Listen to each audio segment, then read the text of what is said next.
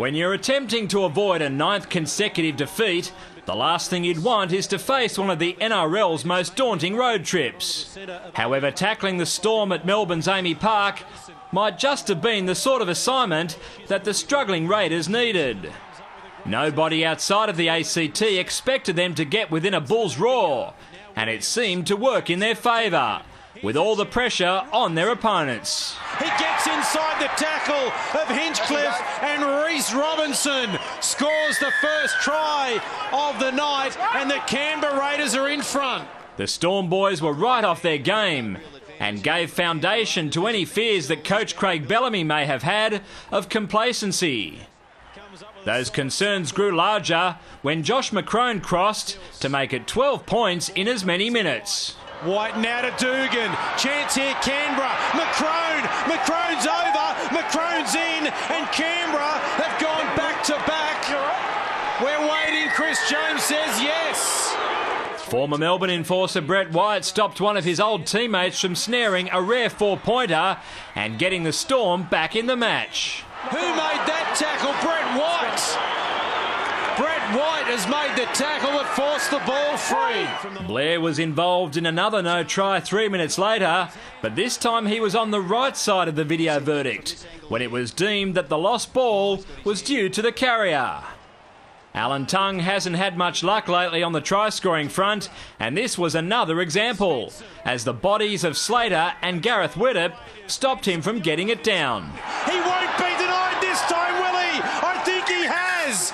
He has been. After helping to save one, Slater served it up for Matt Duffy to put the hosts on the board 5 minutes from the break. Now Slater, here's Duffy, he's got to beat Dugan, he strolls through the tackle, did he get the ball down? He did, and Matt Duffy's try-scoring feats continue here at AAMI Park. Cameron Smith slotted it from the chalk to halve Canberra's advantage at the midway mark. Canberra 5/8 Josh McCrone had a superb first half, but he blotted his copybook with this fumble on his side's opening set in the second 40. And that allowed the Stormers to go straight on the offensive. Proctor, straight through the tackle of Williams. He's got Dugan to beat. He brushes past him, and the Melbourne Storm very shortly will be all level in Melbourne. It seemed inevitable that the Raiders would be overrun, with Melbourne starting to look more like their old selves. But instead, it developed into a conventional arm wrestle in the slippery conditions, and both sides resorted to the bomb in order to gain the upper hand.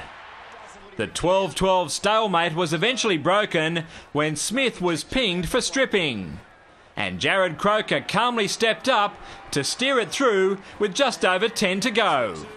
Blake Ferguson showed a glimpse of his undoubted brilliance when he somehow managed to prevent Smith from pulling off a 40-20. But the best was yet to come from the gifted Cronulla recruit as he tripped the light fantastic down the right-hand touchline.